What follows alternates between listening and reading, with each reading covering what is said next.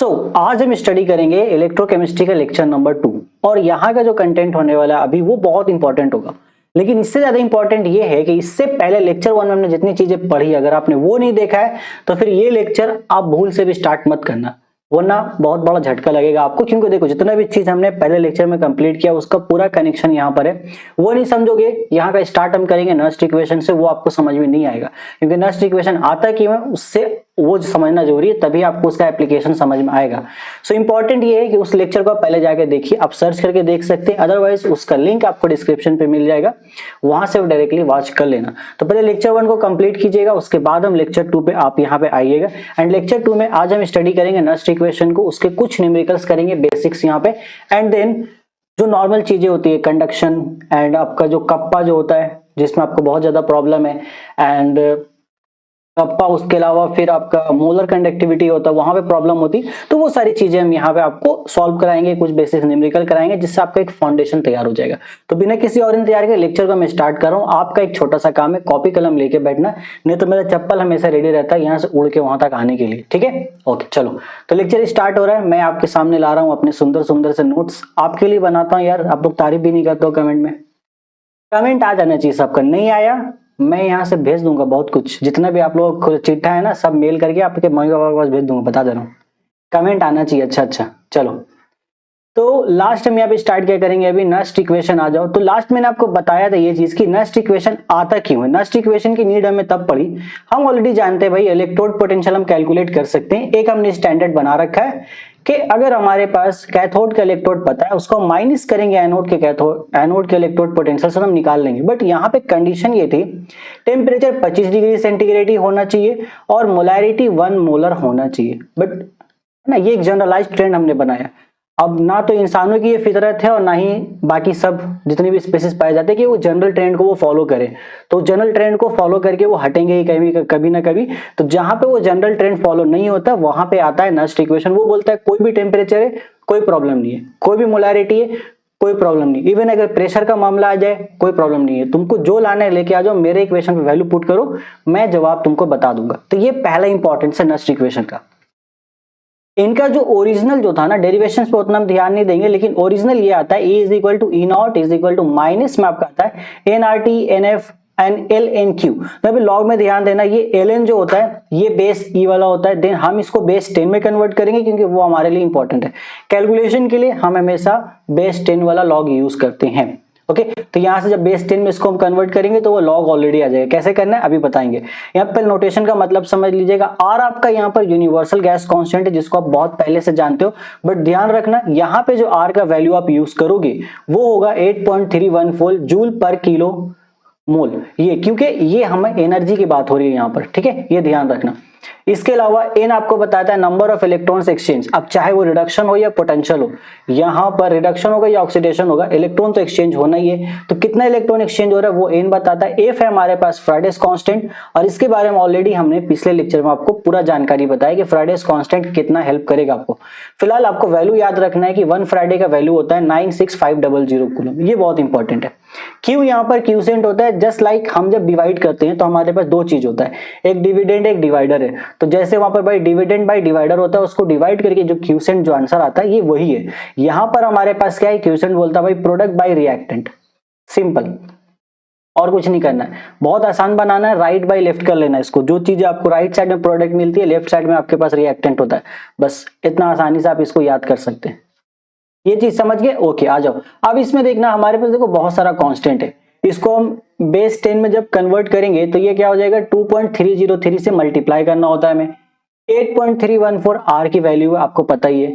298 ये हमने क्या किया, ये मेरा स्टैंडर्ड टेम्परेचर है जो हमने ले लिया, एंड नीचे हमने फ्राइडे की वैल्यू भी पुट कर दी। ये सब चीजें कांस्टेंट है। ये हम क्यों कर रहे हैं, एक स्टैंडर्ड और शॉर्ट इक्वेशन बनाने के लिए जो हम कहीं पे इजिली यूज कर सके। इन सब चीजों को रख के एक बार आप कैलकुलेट करना अपना कैलकुलेटर यूज करके, तो ये वैल्यू आता है 0.059 डिवाइड बाई एन, यहाँ पे लॉग क्यू है। तो ये हमारे पास एक ईएमएफ का फॉर्मूला आ गया जिसको आप कहीं पे भी यूज कर सकते हो, बात खत्म, ठीक है। लॉग क्यू को आप क्या करोगे, यहाँ पर log product by reactant. Okay चलो, अब देखो इसमें कुछ क्वेश्चन है, वो क्वेश्चन करते हैं। पहले तो एक क्वेश्चन लेके आता हूं मैं आपके लिए, वो क्वेश्चन से आपको समझ में आ जाएगा और आसानी से। ये देखो तो यहाँ पे क्वेश्चन में क्या बोला गया, क्वेश्चन है आपके पास भाई write the Nernst equation and calculate the EMF of the following cell. पहले तो नर्स्ट इक्वेशन आपको लिखने के लिए बोला है, तो लिख देना E is equal to E naught minus 0.059 divide by n log Q। ये हो गया खत्म। अब यहाँ पे आपको कैलकुलेट करना है ईएमएफ कैलकुलेट करेंगे। यहाँ पे देखो टेम्परेचर 298 बोला, ये फॉर्मूला हम डायरेक्ट लगा सकते हैं। अब यहाँ पहले तो पहचान लो ऑक्सीडेशन है किसका, रिडक्शन है किसका। यहाँ सिंपल क्या है, Zn से Zn2 प्लस गया है and you know very well कि Zn से Zn2 प्लस अगर हो रहा है तो ये ऑक्सीडेशन है और ये हमारा एनोड पर है। और H प्लस से H2 गया है, ये रिडक्शन हो रहा है। ये हमने लिया है किसका, वो SCH, शी याद है, शी स्टैंडर्ड हाइड्रोजन इलेक्ट्रोड है ना। हाँ, जिन लोगों ने पिछला लेक्चर देखा उनको तो याद है ये चीज, ये शी करके कुछ था। वो शी नहीं जो तुम सोचो, तुम्हारे दिमाग में एक ही सी चलता है, तुम लोग वहां से बाहर निकलो यार, ठीक है। तो ये हमारा ऐसा बना था। अब यार जरा स्टेट पे ध्यान देना, जब हमारा जिंक था, जिंक का ये देखो Zn2 प्लस जब बना तो मोलैरिटी दे दी गई आपको 0.001 मोलर, और हाइड्रोजन क्या आपका, ये मोलैरिटी दे दी गई स्टार्टिंग में, बाद में वो गैस में कन्वर्ट कर दिया गया। तो हम यहाँ पे वही करेंगे। ई नॉट कैसे निकालते हैं, सिंपल कैथोड माइनस एनोड करना। तो यहाँ पे कैथोड पे कौन होगा, यहाँ पे कैथोड पे हमारे पास हाइड्रोजन है, एनोड पे कौन है, ऑक्सीजन है, तो उसको माइनस करेंगे। देखो क्या, इसका तो हम जीरो ही लेते हैं हमेशा हाइड्रोजन का, तो 0 माइनस ऑफ माइनस 0.76, ये आपका आ जाएगा प्लस में 0.76, then minus 0.059 divide by n and log यहाँ पे आ जाइए। यहाँ पे आप एक चीज ध्यान देना, आप क्या लोगे प्रोडक्ट में क्या क्या चीजें बन रही है। अगर आप रिएक्शन को ध्यान से देखो तो यहाँ पर आपका जो जिंक है वो तो Zn2 प्लस में कन्वर्ट हो गया, ओके। और यहाँ पे जो हाइड्रोजन था वो आपका कन्वर्ट हो रहा है H2 गैस में, ठीक है। तो गैस भी होता है, हम उसको लेंगे, सॉलिड वाला हम नहीं लेते हैं। जो जिंक हमारा इनिशियली सॉलिड में था, जब Zn2 प्लस में गया तो वो लिक्विड एक्वियस सॉल्यूशन पे आया, तो वो हम लेंगे। तो प्रोडक्ट हमारा Zn2 प्लस है, वो अपने को लेना है, उसकी मोलैरिटी लेंगे। एंड H2 गैस है, तो याद रखना गैस का मोलैरिटी नहीं है, गैस का प्रेशर लेते हैं, ओके। तो यहाँ पे अपने को गैस का प्रेशर लेना है, जो हमें गिवन है सवाल में 1 बार।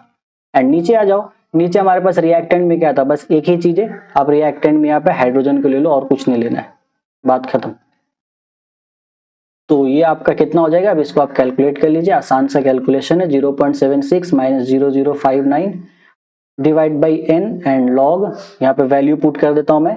Zn2 प्लस की वैल्यू आपको दे देगी, उसकी मोलैरिटी 0.001 मोलर है एंड प्रेशर 1 बार है। हाइड्रोजन यहाँ पे आ जाइए, ये आपको सवाल गिवन है 0.01 मोलर, ठीक है। तो इसका जो फाइनल आंसर होगा वो आप मुझे कमेंट करके बताओगे क्या आ रहा है। तो ये आपका मैं काम छोड़ा, छोटा सा काम है। ओवरऑल मुझे इतना समझाना था कि यहाँ पर फॉर्मूला अप्लाई हो कैसे रहा है, वो मैंने आपको बता दिया, वो जरूरी होता है समझना। तो फॉर्मूला अप्लाई कैसे हो रहा है वो आप समझ गए, कहाँ पे क्या यूज करना है, कैसे करना वो आप समझ गए। बाकी कैलकुलेशन का पार्ट आपका है, वो आप करके मुझे बताएंगे कमेंट में। चलिए आ जाते हैं अब लोग हम इसके अगले क्वेश्चन, 2-3 क्वेश्चन कराता हूँ आपको और क्लैरिटी मिलेगी। एक और क्वेश्चन देखो, इसमें क्या बोला गया, फॉर एन इलेक्ट्रोकेमिकल सेल, यहाँ पर Mg है मेरे पास, ओके। ब्रैकेट में G मतलब ये गैसेस स्टेट में है, और प्लस मेरे पास सिल्वर है, तो सिल्वर भी हमारा देखो उसका स्टेट चेंज हो गया, गैसेस स्टेट में चला गया, प्लस ये Mg2 प्लस बना है। Like give the cell representation, also write the Nernst equation for the above cell. तो पहले तो सेल रिप्रेजेंटेशन की हम बात कर रहे हैं, सेल को रिप्रेजेंट करना है। तो सेल रिप्रेजेंटेशन में क्या होता है, पहले अपने को एनोड का रिएक्शन लिखना होता है। अब यहाँ देखो एनोड में रिएक्शन हो किसका रहा होगा, यहाँ पे इलेक्ट्रॉन लॉस किसका हो रहा है, मैग्नीशियम का। तो मैग्नीशियम हमारा जाएगा कहाँ पर, एनोड पे। तो Mg से वो चला गया Mg2 प्लस, एंड फिर हम सॉल्ट ब्रिज यहाँ पे बनाते हैं, एंड देन जो हमारा कैथोड है उसका हम यहाँ पे दिखा देते हैं। ये सिंपल है। कई बार ऐसा भी सवाल आपको देगा एग्जाम में कि जस्ट आपको ये आइडेंटिफाई करना होगा कि for a given electrochemical cell से जो रिएक्शन दिया है उस रिएक्शन के लिए 4 ऑप्शंस रहेंगे, और पूछेगा इन 4 ऑप्शंस में से कौन सा ऑप्शन आपके लिए करेक्ट है, मतलब किसका सेल रिप्रेजेंटेशन करेक्ट है। तो वो वहां पे मेन आपको ये देखना होगा भाई किस साइड में एनोड सही जगह पे लिखा है कि नहीं, क्योंकि ये एनोड है और उसका सॉल्ट ब्रिज है, देन उधर आपके पास कैथोड होना चाहिए और कुछ नहीं। ये चीज ध्यान दे दोगे आपका मामला खत्म। एक लास्ट क्वेश्चन है, ये आपके लिए ये भी होमवर्क रहेगा, इसको ही बना लीजिएगा। इसमें भी ईएमएफ आपको निकालना है। टेम्परेचर 298 केल्विन ही दिया गया है। यहाँ पर आपका देखो आयरन है, Fe से Fe2 प्लस में चला गया, और हाइड्रोजन जो था H1 से वो H2 में चला गया, मतलब पहले वो सॉलिड था फिर वो गैस में कन्वर्ट हो गया। ओके, एंड यहाँ पर एक चीज और ध्यान देना, प्लाटिनम का रॉड हमने लिया था एज ए इलेक्ट्रोड और पूरा सेल का आपको ई सेल दे दिया गया, तो आपको निकालना क्या है यहाँ पर आपको इसकी मोलैरिटी बतानी है, हाइड्रोजन की इनिशियल मोलैरिटी कितनी थी वो बतानी कि इनिशियली हमने हाइड्रोजन लिया कितना था। तो जब लॉग में आप क्यू में जाओगे, हिंट आपका ये रहेगा, सवाल इसको सॉल्व ऐसे करना है। यहाँ पे हम भाई ऊपर तो लेंगे अपना प्रोडक्ट, हमारा क्या बन रहा है, एक तो Fe2+ बन रहा है वो लेना है, एंड मल्टीप्लाई करेंगे H2 को, हम जो प्रेशर लेंगे उसका, एंड नीचे डिवाइड में हमारा रिएक्टेंट में आएगा H। तो यहाँ से इसका हमें मोलैरिटी निकालना है, हाइड्रोजन का मोलैरिटी कितना होगा। E की वैल्यू है 0.44, ये इज इक्वल टू हो जाएगा आपका E0, यहाँ पर आप निकाल सकते हो पहले, एंड देन यहाँ से 0.059 डिवाइड बाय n करोगे। यहाँ पे कितना यहाँ पे नया एक्सचेंज हो रहा है देख लेना। तो आयरन 2 जा रहा है ना, Fe जो था वो 2 इलेक्ट्रॉन लॉस कर रहा है, इसका मतलब हाइड्रोजन भी 2 इलेक्ट्रॉन ही गेन करेगा। ये भी एक चीज यहाँ पे ध्यान देने का, ये भी कई बार आपको ना सवाल में ये दिक्कत देगा, कई बार सवाल में आपको कई बार बैलेंस करना पड़ जाएगा रिएक्शन को। अभी वो जो रिएक्शन हमने लिया था मैग्नीशियम और सिल्वर का, वहां पे देखो बैलेंस नहीं, उसको बैलेंस करना होगा। आप सबसे पहले ये देख लेना ऑक्सीडेशन किसका हो रहा है, जिसका ऑक्सीडेशन हो रहा है जितना इलेक्ट्रॉन उसने लॉस किया है, तो जो रिडक्शन वाला पार्टी है ना उसको उतना इलेक्ट्रॉन गेन करना पड़ेगा, ये मान के चलते हैं। तो उसके अकॉर्डिंग हम यहाँ पे पूरा बैलेंस करेंगे। ऐसा नहीं हो सकता कि 2 इलेक्ट्रॉन लॉस हुआ है और वो 1 इलेक्ट्रॉन गेन करे, नहीं, ये रूल के अगेंस्ट है। तो अगर 2 इलेक्ट्रॉन लॉस हुआ है 2 ही इलेक्ट्रॉन वो गेन करेगा, इसके अकॉर्डिंग हमारे पास n का वैल्यू 2 आएगा, ये बहुत इंपॉर्टेंट है, तभी जाके आपका सवाल करेक्ट बनेगा, अदरवाइज सवाल आप गलत कर दोगे फिर। चलो हो गया, आगे आ जाओ। अब इसके बाद देखो बेसिक से बहुत छोटा छोटा टॉपिक्स है जो आपका रेजिस्टेंस से रिलेट करता है। रेजिस्टेंस आपने पढ़ रखा है अपने करंट इलेक्ट्रिसिटी वाले चैप्टर में, वहां से ये टॉपिक्स आते हैं उठ के, आ जाओ उनको भी देख लेते हैं एक बार। तो एक यहां पर आता है जिसको हम बोलते हैं कंडक्टेंस। ओके आओ, तो यहाँ पे कहाँ गया कंडक्टेंस वाला स्लाइड, हाँ यहाँ पर आ जाओ, ये मेरा कंडक्टेंस का है। तो नॉर्मली आपको रेजिस्टेंस के बारे में क्या पता है, आप जानते हो रेजिस्टेंस क्या करता है, एक रुकावट पैदा करता है, इट क्रिएट्स, एक हसल क्रिएट करता है इलेक्ट्रॉन के करंट के फ्लो में, ठीक है, तो एक रुकावट पैदा करेगा ये। ओके, तो सेम उसी तरीके से यहाँ पर हमारे पास एक कंडक्टेंस है, बट ये सपोर्ट करता है फ्लो को, ठीक है, ये फ्लो को सपोर्ट करता है। और ये कुछ होता है कैसे, देखो एक ये डायग्राम देखना है इसको, जो सपोज ये मैं 3D बना रहा हूँ इस तरीके से, तो एक मेरे पास ये शेल है, सेल के अंदर हमारे पास इलेक्ट्रोड है। बैटरी हमारी ऐसी ही दिखती है ना, बैटरी आजकल जो ड्राई सेल्स होता है, ड्राई सेल्स ऐसे ही दिखता है, स्क्वायर शेप का, सर्कुलर शेप का, ऐसे ही होता है, सिलिंड्रिकल शेप का भी होता है। तो उसके अंदर इलेक्ट्रोड्स हैं और यहाँ पर हमारे पास इलेक्ट्रोलाइट फील्ड होंगे, ठीक है। तो इस इलेक्ट्रोलाइट का अपना एक कंडक्टेंस होगा जो यहाँ पर करंट को फ्लो करने में हेल्प करेगा। ये कंडक्टेंस जो है ये रेजिस्टेंस का बिल्कुल उल्टा होता है, इसीलिए आप देखोगे हम लोग बोलते हैं ऐसा, कंडक्टेंस का सिंबल होता है G। तो एनसीईआरटी की बुक में देखना ये कुछ ऐसा लिखा रहता है कि G is inversely proportional to R। Okay, ये कोई मैथमेटिकल रिलेशन नहीं है, ये बस एक कंसेप्चुअल रिलेशन है कि जो काम रेजिस्टेंस करता है ठीक उसका उल्टा काम कंडक्टेंस करेगा। ओके, तो इसका फॉर्मूला भी हम वहां से ही रिलेट करते हैं। हमें रेजिस्टेंस का एक फॉर्मूला पता है, रो एल बाई ए। तो यहाँ पर एल तो लेंथ होता है, लेंथ ऑफ कंडक्टर, ए है एरिया ऑफ क्रॉस सेक्शन, लेकिन ये जो रो है इसका नाम है रेजिस्टिविटी। ओके, तो जिस तरीके से यहाँ पर कंडक्टेंस है उसी तरीके से हमारे पास एक होता है कंडक्टिविटी। क्या होता है, कंडक्टिविटी, और उस कंडक्टिविटी को ये हम प्यार से बोलते हैं कप्पा, बस यही इसका नाम है कंडक्टिविटी। तो ये क्या है, कंडक्टिविटी जो कप्पा है हमारा, ये ऑपोजिट है रेजिस्टिविटी का। अब रेजिस्टिविटी का जो भी काम होगा ये उसका ठीक उल्टा काम करेगा। Conductivity is inversely proportional to resistivity. खत्म। देखो यहाँ पर अब इसका कुछ फॉर्मूला है वो आपको यहाँ पे ध्यान देना है, क्या फॉर्मूलाज आपको यहाँ पे ध्यान देने होंगे। तो जैसे हमारे पास रेजिस्टेंस उसका फॉर्मूला ओम होता है, कंडक्टेंस ठीक उसका उल्टा है, लेकिन इसका फॉर्मूला होता है सीमेन और ये इसका सिंबल है। ओके, हम यहाँ पे क्या करते हैं, बेसिकली सीमेन क्या है, ऑपोजिट हो गया आपका ओम का, तो ओम का सिंबल बना के इनवर्स लगा दो -1, ये हो गया आपका कंडक्टेंस का फॉर्मूला।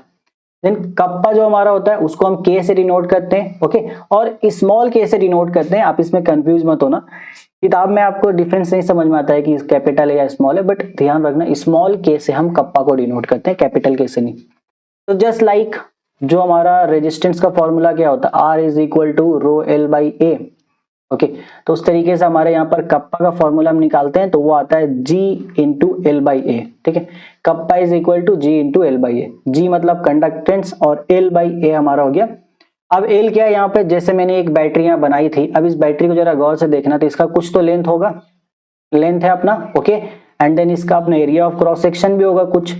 तो आपने अगर एक बार में कोई सा भी सेल कंसीडर किया है, ठीक है, इसको समझना जरा एक बार।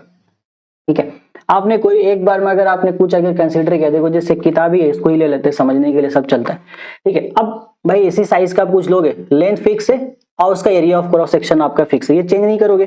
तो for a given cell length और एरिया ऑफ क्रॉस सेक्शन का जो रेशियो होता है वो सेम आता है, और इसी रेशियो को हम बोलते हैं सेल कांस्टेंट। और इसमें ज्यादातर बच्चे पगला जाते हैं, पता नहीं क्यों, हालांकि बहुत सिंपल सी चीज है, समझ में आया ना, बहुत सिंपल है। गिवन आपने जो सेल लिया उसको थोड़ी ना थ्रू आउट द चेंज करोगे जब तक वो खत्म ना हो जाए। तो फॉर ए गिवन सेल, ये वर्ड पे ध्यान रखना, फॉर ए गिवन सेल जो आपको दिया है वो कांस्टेंट है, उसका length area of cross section change नहीं होगा थ्रू आउट द रिएक्शन, और उसी चीज को हम पकड़ के बोलते हैं cell constant. Length of the cell and the area of the cell का, area of cross section of the cell का जो रेशियो है वो सेल कांस्टेंट होता है। आ जाओ, बढ़िया प्यारा सा क्वेश्चन बन जाता है, इस पे थ्योरेटिकल क्वेश्चंस भी आ जाते हैं एंड न्यूमेरिकल्स तो खैर आता ही है। तो ये हमारा L बाई ए, यहाँ पर मैं लिख भी देता हूँ, L by A is known as cell constant. ठीक है, सेल कांस्टेंट। और सेल कांस्टेंट जब हमने एक कांस्टेंट बनाया है तो उसको हम नाम देते हैं कैसे, G स्टार। एक तो G एक G स्टार है, तो K यानी कि कंडक्टेंस इज इक्वल टू हो गया G इंटू G स्टार, और G स्टार हमारा क्या है, ये है सेल कांस्टेंट। और कप्पा का जो यूनिट होता है वो होता है आपका सीमेन इंटू पर सेंटीमीटर, ये आपको यूनिट याद रखना। यूनिट दोनों का याद होना चाहिए, कंडक्टेंस का और कप्पा का। क्लियर है, आगे चलेंगे। इसके बाद एक और छोटा सा टॉपिक होता है जो कि मोलर कंडक्टेंस। आ जाओ, ठीक है, मोलर कंडक्टेंस है। यहाँ पे ये क्या बोल रहा है, conducting power of all ions produce by 1 mole of electrolyte in a given cell. देखो मेरे पास जैसे एक बीकर यहाँ पे बना है, इस बीकर में मानो मेरे पास एक इलेक्ट्रोलाइट है। अब जस्ट सपोज मान लो KCl है, ये ब्रेक होगा K प्लस में, ये ब्रेक होगा Cl माइनस। तो कंडक्टेंस क्या है, इन लोगों का भागने का स्पीड, कितना फुर्ती में ये भाग सकते हैं, वो चीजें। बट हम उस चीज को थोड़ा सा और रिस्ट्रिक्ट कर दें। मैंने बोला मैं सॉल्यूशन सिर्फ 1 मोल ही लूंगा, ओके, और यहाँ पे मैं वजन भी फिक्स कर देता हूँ, या तो 1 मोल ले लेते हैं या फिर मैं 100 ग्राम लूंगा, इस तरीके से। आगे यहाँ पे जो फिक्स किया जा रहा है ना, तो मोलर कंडक्टेंस क्या होता है बेसिकली, ये एक फिक्स्ड अमाउंट ऑफ मोलैरिटी का या फिर फिक्स्ड अमाउंट ऑफ वेट का, कई बार इसमें वेट को भी इंक्लूड करते हैं, मोलैरिटी को हटा के हम वेट फिक्स कर देते हैं कि 100 ग्राम ही लेंगे या फिर 1 ग्राम लेंगे, जो भी इलेक्ट्रोलाइट ले रहे हैं उस पर्टिकुलर अमाउंट, जो गिवन अमाउंट है उसमें जो कंडक्टेंस होगा वो कहलाएगा मोलर कंडक्टेंस, और कुछ डिफरेंस नहीं है इसमें। इसलिए इसमें जो हमारा फॉर्मूला बनता है आपका, इसको हम डिनोट कहते हैं इससे, ये V को उल्टा कर देना, ये मोलर कंडक्टेंस होता है, ओके, एंड छोटा सा M लगा देना, M फॉर मोलर कंडक्टेंस। तो यहाँ पर इसका फॉर्मूला होता है kappa into 1000 divide by M, molarity. M is equal to molarity, और इसकी यूनिट आप निकालोगे तो कप्पा का यूनिट क्या है आपके पास, वो है आपके पास सेंटीमीटर पर यूनिट पर सेंटीमीटर है। देन यहाँ पे मोलैरिटी ऐड कर देना, तो ये इसका यूनिट बना देता है सीमेन, सेंटीमीटर का स्क्वायर आएगा, एंड देन मोल इनवर्स -1 आएगा। क्लियर है, ओके। ये छोटी छोटी चीजें, ये सब याद रखना, ये डिफिनेशन बेसिस पर ही इसमें सवाल भी आते हैं, और इस पे 1-2 न्यूमेरिकल्स करेंगे हम, जैसा क्वेश्चन आपको एग्जाम में देखने को मिल सकता है। आ जाओ, अब इसमें क्या होता है, कंडक्टेंस है ना भागने का। अब इस पे कंडक्टेंस पे हम थोड़ा सा देखेंगे कि डाइल्यूशन का क्या इफेक्ट होता है। सिंपल एक छोटा सा डायग्राम बनाता हूं, आपको उसी में ये चीज क्लियर हो जाएगा कि क्या कहानी इसमें चल सकती है। देखो मेरे पास एक बीकर है, सिंपल। अब इस बीकर में जस्ट सपोज हमने यहाँ पर अराउंड 250 ml, हमारे पास इलेक्ट्रोलाइट जो वो 250 ml है, ठीक है, 250 ml ही इलेक्ट्रोलाइट है, या फिर ये समझ लो 250 ml वाटर है, ओके, तुम ये समझो 250 ml वाटर है, और इसमें मैं इलेक्ट्रोलाइट में डाल रहा हूँ, NaCl में डाल रहा हूँ, NaCl मैंने डाला, उसका इलेक्ट्रोलाइट बन गया। अब उस इलेक्ट्रोलाइट के लिए, NaCl के लिए जो जगह है ना वो सिर्फ 250 ml का ही है, वहां तक ही वो घूम सकता है। बट मेरा मन आया, पानी वैसे भी फ्री में अवेलेबल है, तो मन किया, ठंड में हम नहा तो नहीं रहे तो कहीं तो इस्तेमाल करेंगे पानी को, तो मेरा मन किया भाई इस 250 ml को बढ़ा के मैं 500 ml कर देता हूँ, ओके। अब यहाँ पे क्या है, NaCl की क्वांटिटी हमने नहीं बढ़ाई है, बट मैंने पानी वहां पे इंक्रीज कर दिया, पतला हो गया है ना। ये वही कंसंट्रेशन वाला एग्जांपल जो हमने सॉल्यूशन चैप्टर में पढ़ा था, पतला हो गया, वो एग्जांपल याद है रसना वाला। एक पैकेट रसना से हम लोग कितना बनाते हैं, 2 गिलास, बस 4 गिलास बनाएंगे तो पतला रसना बनेगा, पीने में मजा नहीं आएगा, लेकिन फिर भी मजबूरी है, पियेंगे, क्योंकि दोस्त यार बढ़ जाते हैं अचानक से। तो ये हो गया आपका अब यहाँ पे अब जरा ये इमेजिन करो भाई 500 ml पानी है, डबल हो चुका है, NaCl वही है, तो उसको भागने के लिए जगह तो मिल बढ़ जाएगा ना, कंसंट्रेशन कम हुआ लेकिन यहाँ पे जो कंडक्टेंस होगा उसका जो भागने के लिए जगह वो बढ़ चुका है, तो यहाँ पे कंडक्टिविटी बढ़ जाती है बेसिकली, ये आपको समझना है। देखो ये भाई देखो डाइल्यूशन इंक्रीज करेंगे हम number of ions per unit, लेकिन इन्होंने देखो अलग तरीके से बता रहे हैं, जैसे number of ions per unit volume decrease हो जाएगा। हाँ वो डिक्रीज होगा क्योंकि पानी अब बहुत ज्यादा दूर दूर है, तब छोटा है। अगर यूनिट वॉल्यूम हम लेते हैं, मान लो 1 क्यूबिक सेंटीमीटर वॉल्यूम हमने पकड़ा, तो उस 1 क्यूबिक सेंटीमीटर वॉल्यूम में मुझे बहुत कम आयंस मिलेंगे, तो उसके अकॉर्डिंग कंडक्टिविटी यहाँ पर डिक्रीज हो जाएगा।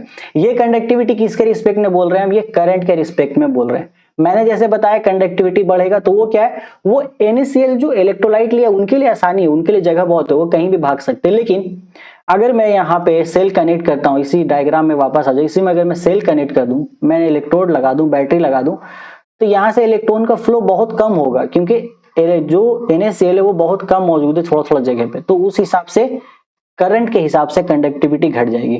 तो करंट अगर मुझे अच्छा फ्लो चाहिए तो मुझे ये ध्यान रखना होगा कि मेरा डाइल्यूशन बहुत अच्छा हो।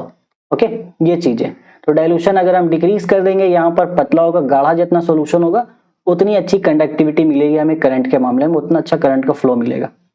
और यही होता है जैसे बैटरी आप खरीद के लाते हो ना, ड्राई सेल जो होता है नॉर्मली जो हम सेल यूज करते हैं मोबाइल में तो दिखता ही नहीं आजकल, रिमोट वगैरह में जो बैटरी यूज करते हो, तो जो बोलते हैं ना खत्म हो गया, खत्म इन द सेंस वो क्या होता है, एक तो जिंक का प्लेट था वो इलेक्ट्रॉन देना खत्म हो गया उसका, एंड देन वहां पे वो इतना ज्यादा डाइल्यूट हो चुका है कि आयंस अगर होंगे भी तो मूव ही नहीं कर पा रहे, वो पहुंच ही नहीं पा रहे, तो खत्म हो जाता है। एक तरह का उसका एक्सपायरी इसी वजह से हम डिसाइड कर पाते हैं। ठीक है, तो एक और चीज है यहाँ पर मोलर कंडक्टेंस भी यहाँ पर बढ़ जाएगा आपका। देखो मोलर कंडक्टेंस बढ़ जाएगा, हाँ ये चीज है, दो मोलर कंडक्टेंस बढ़ जाएगा, यानी कि जो अपना जो NaCl जो था वो लोग अपना भागने में यहाँ पर सक्षम रहेंगे, वो भागते रहेंगे, लेकिन करंट वाले मामले में वो नहीं भागेंगे। तो यहाँ पर कंडक्टिविटी ड्रॉप्स हो जाएगी, लेकिन मोलर कंडक्टेंस आपका राइज हो जाएगा ऑन डाइल्यूशन। और अगर हम इसका उल्टा कर देंगे, डाइल्यूशन कम करेंगे, तो कंडक्टिविटी हमारी इंक्रीज हो जाएगी, लेकिन मोलर कंडक्टेंस हमारा कम हो जाएगा। क्लियर है? चलो आगे चले, वेरी गुड। तो यहाँ पर आपके पास है अब स्ट्रॉन्ग वर्सेस वीक इलेक्ट्रोलाइट का एक छोटा सा ग्राफ है, जिसपे आपको एक छोटा सा चीज समझना है, वो देख लेना। ये देखो, तो यहाँ पे एक हमने ये ग्राफ बनाया किसके किसके अगेंस्ट है, ये हमने बनाया मोलर कंडक्टिविटी वर्सेस हमने यहाँ पर कप्पा को लिया, ये मोलर कंडक्टिविटी किस हिसाब से चेंज हो रही है।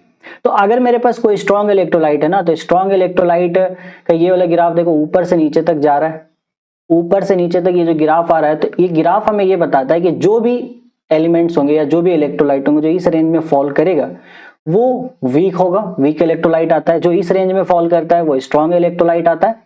एंड देन हमारा ये वाला हमारा fully ionised at all concentration कुछ भी हो ये यहाँ पर रहेगा।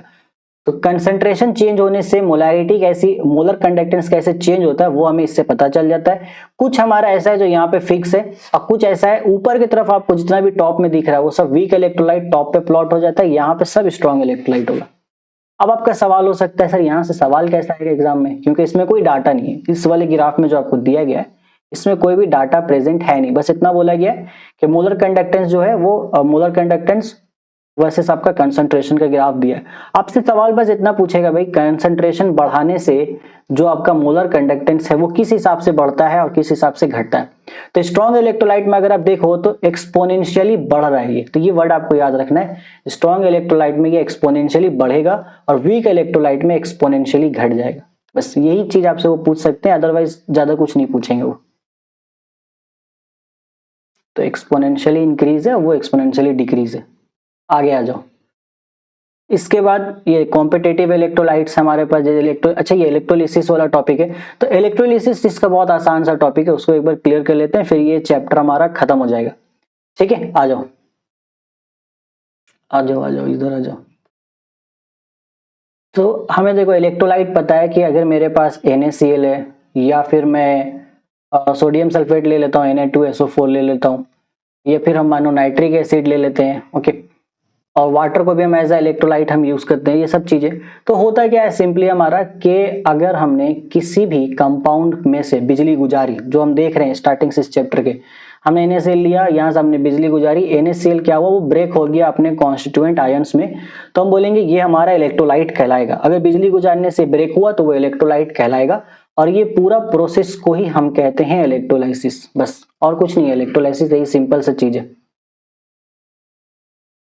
खत्म।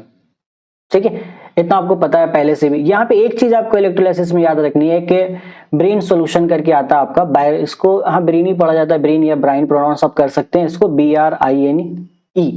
तो इसमें क्या होता है आपका NaCl ही है और वाटर है, तो इसमें आपको रिएक्शन देखना है, कैथोड में कौन सा गैस बन रहा है, एनोड में कौन सा गैस बन रहा है। यस, गैस कौन सा बन रहा है वो ध्यान देना है। आपको नॉर्मल रिएक्शन पता है कि भाई Na+ है तो वो इलेक्ट्रॉन को गेन करेगा, Na बनाएगा, ओके, Cl- से वो आपको नॉर्मली पता है, बट गैस कौन सा बनता है वो ध्यान देना है। तो यहाँ पर दो पॉजिटिव आयंस बन रहे हैं, एक Na+ और एक H+। इसमें क्या होता है, H+ लोअर डिस्चार्ज पोटेंशियल है, इलेक्ट्रोकेमिकल सीरीज याद है, नीचे मतलब लोअर डिस्चार्ज पोटेंशियल है, तो वो यहाँ पर Na+ को पीछे छोड़ के वो जाके पहले डिस्चार्ज हो जाता है, H+ लूज करके H बनेगा। और हमें पता है कि H अकेला नहीं रहता भाई, H अकेला रहना नहीं चाहता, वो एक अपने जैसा एक और लाएगा और हाइड्रोजन गैस में कन्वर्ट होगा। तो यहां से क्या मिला हमें कि एट कैथोड हाइड्रोजन गैस बन रहा है, ये इंपॉर्टेंट रिजल्ट है। देन एनोड में क्या हो रहा है, यहाँ पे Cl- और OH- है, तो इसमें अगर आप देखोगे तो ओवर पोटेंशियल जो होता है ना वो Cl- का होता है due to over potential of O2। तो OH- ऑक्सीजन से थोड़ा सा ट्रैप रहता है ऑक्सीजन के साथ, वो उतना छोड़ना नहीं चाहता उसको, तो Cl- इसमें यहाँ जीत जाता और वो यहाँ बनाता है क्लोरीन गैस, क्योंकि ये भी हमें पता है Cl- एक इलेक्ट्रॉन को गेन करेगा तो वो बनाएगा आपका Cl, लेकिन क्लोरीन आइटम नहीं रहना चाहता है, क्लोरीन अपने जैसे एक और आइटम को लाएगा और वो Cl2 बनाएगा मॉलिक्यूल और गैस स्टेट में कन्वर्ट हो जाएगा। तो रिजल्ट यहां से निकलता है solutions become alkaline sodium hydroxide, क्योंकि Na+ यहाँ पे अकेला बच गया और OH- यहाँ पे अकेला बच गया, तो जो Na+ और OH- था वो दोनों आपस में रिश्ता बनाएंगे और बनाएंगे NaOH, सोडियम हाइड्रोक्साइड। तो ये बेरिन सॉल्यूशन इसलिए इंपॉर्टेंट है क्योंकि एक तो हमें पता चला दो गैस मिला, और इसका हम यूज कभी कभी करते हैं जब हमें सोडियम हाइड्रोक्साइड बनाना होता है अल्कलाइन स्टेट में। इसका रिजल्ट आपको याद रखना है कि बेरिन सॉल्यूशन जो है Na+ एक्वियस सॉल्यूशन, उसमें कैथोड पे और एनोड पे कौन सा गैस बन रहा है, तो एनोड पे आपका बन रहा है क्लोरीन का गैस और कैथोड पे आपका बन रहा है हाइड्रोजन का गैस। ये इंपॉर्टेंट रिजल्ट है। आ जाओ, तो इतना ही है इस चैप्टर में, और बहुत ज्यादा इसमें है नहीं। देखो अब क्या है ना, थ्योरी इतना हो गया, अब आप बोलोगे सर आपने कुछ टॉपिक छोड़ दिए। यस छोड़ दिया, क्योंकि वो टॉपिक आपके एग्जाम से रिलेटेड नहीं है, आपके एग्जाम के लिए वो नहीं है, आपके एग्जाम का जो सिलेबस है वो उनसे सवाल आता ही नहीं, तो उनको पढ़ के क्या फायदा है। ओके, आप बोर्ड के लिए तो पढ़ नहीं रहे हो, आपका एक कॉम्पिटेटिव एग्जाम का टारगेट है, तो उसके अकॉर्डिंग जो चीजें आपके लिए इंपॉर्टेंट है मैं वो पढ़ा रहा हूँ। अदरवाइज पढ़ाने का तो बहुत चीज पढ़ाई जा सकती है आपको, बट वो आपके लिए यूजलेस है। अगर इसमें मौका मिला मुझे तो इस पे एक डेडिकेटेड लेक्चर कर लेंगे न्यूमेरिकल से रिलेटेड, बहुत सारे न्यूमेरिकल्स हो सकते हैं आपके PYQ से, वो करा दिया जाएगा, जिससे आपकी जो कंसेप्ट बिल्डिंग है बहुत अच्छा हो जाएगा। फिलहाल मैं आपसे ये उम्मीद करता हूं कि आप पिछला लेक्चर और ये लेक्चर देख करके दोनों को बहुत अच्छे से पढ़ लोगे और मुझे एक प्यारा सा नीचे कमेंट करके लिख दोगे कि दिलो दिमाग में बस गया टॉपिक। इंतजार रहेगा आपके कमेंट का। फिर मैं मिलता हूं आपसे नेक्स्ट वीडियो में, तब तक take care, till then good bye, all the very very best for your exams.